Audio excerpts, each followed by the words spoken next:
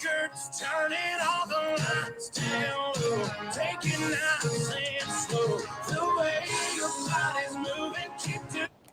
Okay, I don't know why I just felt the impulse to. I was listening to the song and I just felt the impulse to just let the song play. Because this music just makes me very happy. This is Luke Combs, and for anyone who knows about Luke Combs, hello, you're my new friend. But anyways, on with the live. Hello, everybody. I'm Eileen. Welcome in. Welcome in. For anyone who doesn't know who I am, and I like I said, I'm Eileen Nazario, and I personally love to talk about growth, particularly talking about growth related to careers from the perspective of like spirituality and femininity. It's trying to figure out careers in a way that just feels really good to someone like myself. So if you get to know me and you identify with me, what I look like, my essence, the way I show up in the world, then this video is for you. It's just for you. Welcome, welcome, welcome. Today, I want to share the story of how I got my very first software engineering role. It was a little bit of an atypical experience because I decided to pursue the path of apprenticeships. So I want to talk a little bit about it.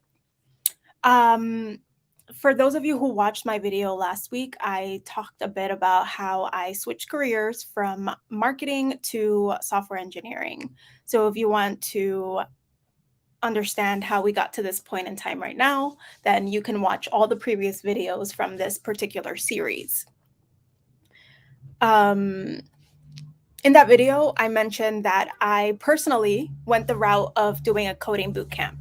So for those of you who know what coding bootcamps are about, you know that it's a very short stint of time where you're just diving super deep into coding.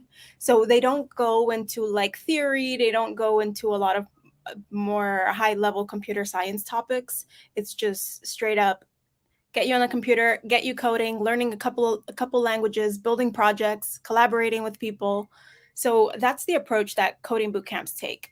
And because of that reason, I knew that there would be a lot of gaps for me to fill in terms of like going for software engineering roles. So my original desire was to continue to learn. And of course, there's many ways you can continue to learn. You can go to graduate school. You can, do self-learning, you can get a job. I decided to go the route of apprenticeships because the purpose of an apprenticeship is for you to learn. It's for you to continue to learn and grow. So as soon as I found out that apprenticeships exist, I decided that's going to be my next role. As soon as I finish this coding bootcamp, I'm going to look into apprenticeships so that I can learn. So that's what we'll be talking about today. As we go on, feel free to drop any comments, any questions you have, and I will answer them as we go along. So I want you to feel comfortable just asking all of your questions. So a little bit about apprenticeships. I just mentioned that the goal of an apprenticeship is for you to learn. So when I say that the job search, not necessarily the job search, but like the interview process for an apprenticeship was atypical. It was atypical in the sense that they're not targeting your, typical computer science graduate. They are targeting a different subset of software engineers. So, for example, the apprenticeship I ended up doing was LinkedIn's Reach Apprenticeship Program, and you can read more about it on their website. But when I looked on the website, so let's take a quick look here. The website says, let's see. So who is Reach for? We are most interested in finding candidates who are passionate about the work, have a strong interest in continuing to independently learn and grow, and are willing to put in the work to achieve their goals and better their community. A Reach apprenticeship might be the opportunity you are looking for if you are wanting a career change, attended a boot camp, are self-taught, don't have a traditional degree for the role, took a break from work, and are trying to re-enter the workforce. So like I mentioned, of course, you can look at their website to get, this is like 2023 at the time that I'm reading this. So yeah, that's just to give you a general sense of who they are targeting and how that makes the process, like the interview process, or just in general, how they pick candidates, a little bit different from the other software engineering positions where you go from like entry level and beyond. And I got that experience after after my experience with Reach. So I'm more than happy to talk about it, but there are plenty of other spaces where you can go more in depth. I like to keep things more high level and targeted to the job search and the things that I talk about, because that's what I'm very excited to talk about. So because they are looking for those kinds of candidates, they have to alter their process to fit those people. So I fit the description for the most part, 2 out of the 3, or maybe actually no, wow, Mora, are you wanting a career change? That's me as well. That was me as well. Um, so let's talk a little bit about it. What was the process like for me? And keep in mind that this was in 2019. Things might have changed. I just want to talk about my personal experience so that you get a sense of what it might be like. Of course, things change over the years. So keep that in mind and do your own research. I just want to share my story. So what was the process like for me? As I mentioned in my last video, once I finished the boot camp, I took a month off, just enjoy life, enjoy friends, enjoy my family, went back home to New York. And then in September of 2019 is when I started the job search again. So when I was looking for apprenticeships, I looked at all the possibilities and I saw that LinkedIn had an apprenticeship program. I was like, I want to go for LinkedIn because, as you all know, I've been super passionate about helping people with careers since college. I've been doing this for quite a long time. So when I thought about where I want to be long term in the future, I know this is exactly what I want to be doing. And therefore, I want the company that I work for to align with that. And at the time, I thought about LinkedIn and it was the perfect fit for someone like me.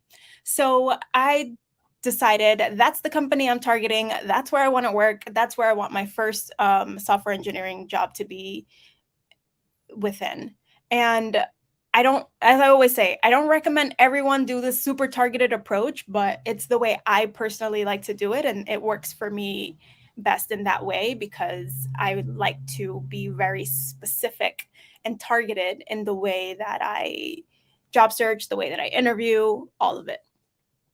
So as soon as I found that they had an apprenticeship program, I started searching online to see which of my friends work at LinkedIn, who do I know that works at LinkedIn, or who do I know that's like semi-connected to someone at LinkedIn, so that I can either get more insight, I can learn more about what the role is about, so I can maybe potentially get a referral, pretty much like spread the seed, see what's out there, and see what comes back to me. I don't expect everyone to respond when I send them a LinkedIn message. Actually, I expect majority of the people not to respond, but the few that do respond, that those are the people who I know we're supposed to be connected somehow. We're supposed to be having this conversation. And that's what I mean by the whole spirituality portion, right? It's like I'm not meant to talk to everyone, and not everyone is meant to talk to me. So when I reach out to people, I know that the people that the universe, that life, that God wants me to talk to are the people who are going to respond. So I don't take it personally when people don't respond. In fact, I like it because it means, it's the rerouting. We're not supposed to talk. We're not supposed to talk. So I did end up connecting with one of my friends who works at LinkedIn. And at that point in time, and I asked him about the program. He reached out to a few of his friends who might know about the program. And they told him, like this is a program where they don't take referrals. Again, this was 2019. I don't know if things have changed. They don't take referrals. So he wasn't able to refer me to the program because they wanted it to be a blind, I guess, like blind application, so that they're not like discriminating against anyone or anything like that. They are keeping it super merit based. And therefore, he wasn't able to refer me to the program, but I still applied. I literally, like, they had essays that you had to respond to tell your story of like your perspective of, I believe the first question was about diversity, the next question was about your perspective on like why you made this career change, the steps that you took in order to do that, and then another essay I believe was about the projects that you have built so far or that you've been involved in. So I pulled out my number one skill set that I gained in the marketing world, which was storytelling, and I just went to work writing responses to the essays that really just tapped into who I am at the core, at my essence, with, just like, how do I take who I am and put it all on paper? Bring out the passion that lives inside of me and put it on paper so that they can see the truest sense of who they can get the truest sense of who I am on that paper, because that was my one shot at connecting with them, my very first impression that I was making on them. So I wanted for it to be very true to me, true to myself. So that's what I did, poured my heart and soul into responding to those essay questions. And sharing a little bit about like the projects that I built, I pretty much just used the projects that I built within the coding bootcamp. If you're like a student or something, then you can use projects you've put together in school, or maybe your internships and things of that nature. So I just told the story of the projects that I created, and I personally created projects that were very important to me personally. Like one of the projects I had was about quotes, a quotes app. Essentially, you could click a button and it delivers you quotes, and then you can save quotes, search for quotes based on like authors or categories, et cetera, et cetera. So that was one of the projects I built, which was near and dear to my heart. And then the last project I created at the bootcamp, which was the closest to my heart, was about journaling. So I created this journaling app based on your location. So it's like a travel journal essentially, where depending on where you are in the world, you can create a journal entry there, and then it gets all mapped out on the map so that you can see where you've journaled in your travel experience, based on the entries that you've inputted. So that was the other app that I created, the project that I ended up putting into the essay. So as you can see, the ultimate how do I say, the point of intersection with this, everything that I'm sharing here, is all about who am I at my core and how can I express that through my career. So it's the same thing with the projects that I built. I am essentially expressing who I am and who I want to be through the things I create in this world. So that when I go through the interview process, I'm essentially just being myself. So that was the application process in terms of like the first step. Of course, they were the essays, but then in addition to that, you had your resume. So I submitted my resume. And then after that, once that happened, they reached out and they wanted to move me forward in the process. And then the interview process was first where they gave you a take home exam or take home project where you had to build something within a week. And I don't remember the specifics of the project, but I do remember where I was while I was building out the project. I took out an alumni card at my college where I went for undergrad here in New York City, Baruch College. Took out an alumni library card so that I could just sit at the library and do the project there, which was super helpful because obviously at a library, other people are studying. So that really gives me a feeling of community, which is how I work best, and the environment I work best within. So that was very, very, very helpful. And one of my friends was also studying. So we just got together at the library and studied. Studied meaning I was putting together this project. And it was also really interesting because at that time, the Grace Hopper Conference, which is a conference for women in the tech industry, kind of like they have a huge job fair. They have tons of talks and speakers and exhibits, things of that nature, different companies, a bunch of sponsors from all over the tech industry. So while I was applying, that Grace Hopper conference was happening, and LinkedIn was one of the companies within the booth. They had a booth within the job fair, so I just went over to their booth and connected with the recruiter who I had been in touch with and was like, hey, I'm going to be at the conference, are you going to be there? And then we just ended up having a quick 5-minute chat, and he connected me with one of the other girls who was at the booth. So that was great because I got to be face to face with the people who were running this process. And I also got to hear someone else's personal experience in the program. So it gave me all the more motivation when I went back home to New York to continue the project. So that was great. If there's any way you can connect with people, this was just super spontaneous. We were both going to be at the conference, so we just decided to connect. And that's how life happens. And it's what I've noticed throughout my many years of job search experience, where it's like, once you put yourself out there and just spread the seed of possibilities and open yourself to all the possibilities, things just really connect if you allow them to connect and are open to receiving, are open to life, delivering you the things that you want in ways that you might not think about logically. Those ideas might not come to you logically, but if you just experience and have fun and enjoy the process, I know it's tough, for sure. It's definitely tough. But the more you're able to keep yourself open and receptive, the more these kinds of spontaneous, serendipitous experiences come to be.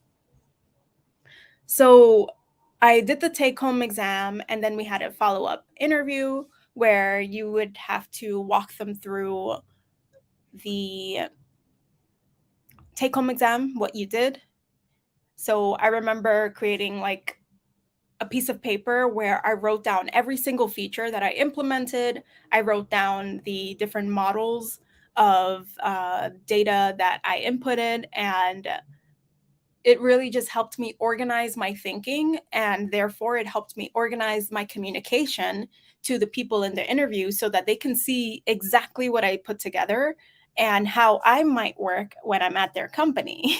Because I want them to have some insight, not just into like how I can do the coding project, how well I can do the coding project and implement what they asked me to implement, but how well I can communicate what I have created. Because of course, if you're working at a company, you're going to be working with other people. So collaboration, this all came from me chatting with people while I was doing research before the job search. So every single person I chatted with gave me a little nugget of information about what it might be like to work as a software engineer. So by the time I got to interviews, I had an idea of what they might be looking for. One of the things people said is like, people neglect the fact that software engineering, you do need to be good at communication. You do need to be good at collaboration. You're going to be working with people. So because I knew that, when it came down to the interviews, I'm like, okay, let me display my communication skills. Let me display my collaboration skills. And that's why I wrote that paper where I added the structure of the features that I was implementing. So we walked through that whole thing within the interview. And then within the interview itself as well, they asked me to implement another feature so that they can see my thought process in my coding. So again, with that, I tried to follow a similar theory, which was like keep a structure and keep some sort of structure and then communicate using that same structure.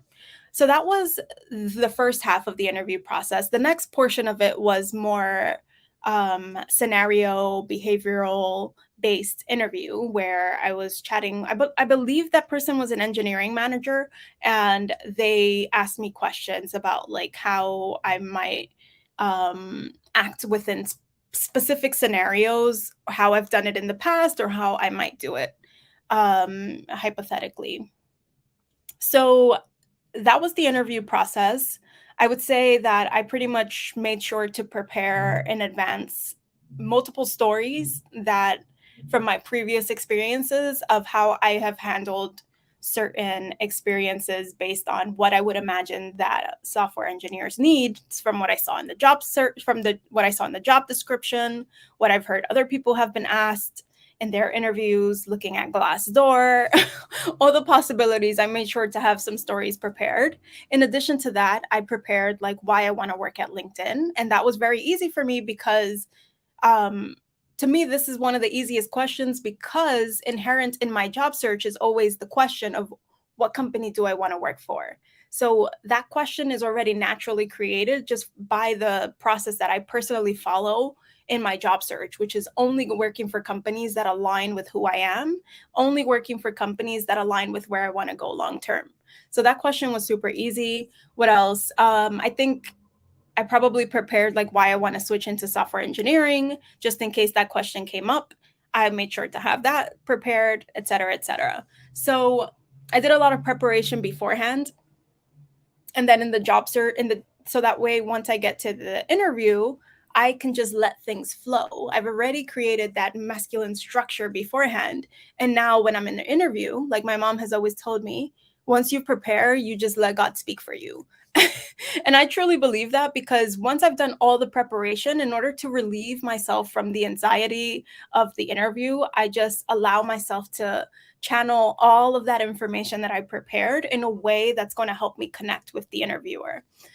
So interviewing is probably one of my favorite skills that I've developed throughout all of these many years of gaining internships, gaining jobs from all of the companies that I've ever wanted to work for.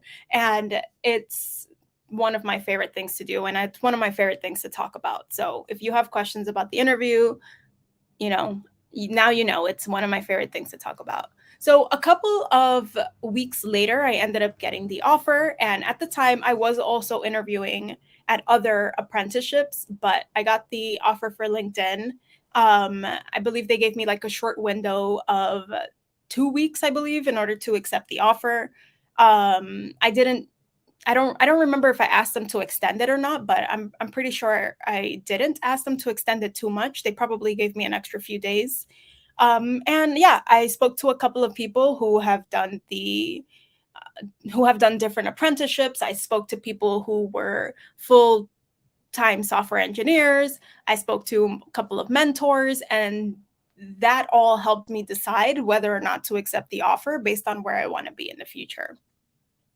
So that's how that all happened. I ended up accepting the offer, of course, as you guys can see on my LinkedIn profile. I did the LinkedIn Reach Apprenticeship Program, phenomenal program for anyone who is looking at apprenticeships. Phenomenal program. I loved my experience there. I had a really wonderful manager at the very start of my time at LinkedIn. I had this wonderful manager who I hold near and dear to my heart still to this day. And I learned a lot throughout that process. So that was great. And as I mentioned earlier, my experience doing that interview process or that job search process for an apprenticeship differed quite not significantly, but it differed a bit from my next um, job search process when I got a regular software engineering role. So I believe it was like entry level software engineering role, which differed from an apprenticeship. And differed in what way? Well, that was more the typical interview process where they had data structures and algorithms, they had system design, they had values interview, and then, of course, a phone screen with the recruiter. So I'm more than happy to talk about the more typical software engineering interview process or job search process. But as I mentioned, there are a ton of people who have created wonderful videos on that you can look into who are probably more experienced than I am and have tons of expertise so that you can dig into how they go through that process. I personally like to talk about things that are more job search higher level because not everyone that I talk to is looking for a software engineering role. A lot of the people I talk to have non-technical roles that they are interested in. So recruiting or marketing, finance, accounting. So I talk to a wide range of people. So I don't like to dig too deep into the more technical topics.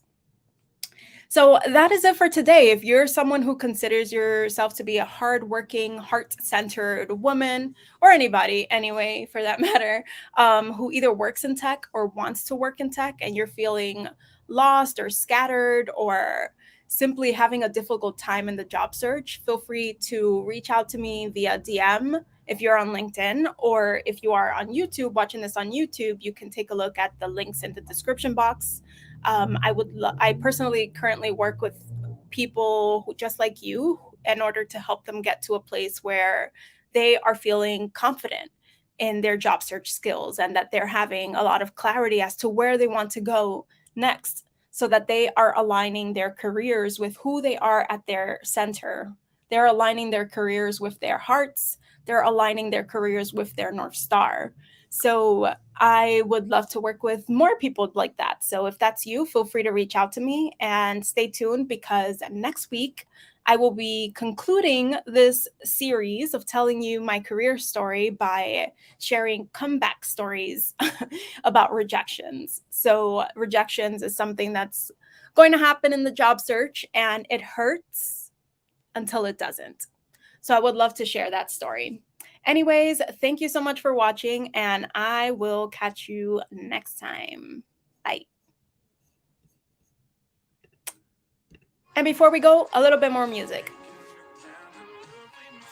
Okay, I'm just kidding. Gotta go. Bye.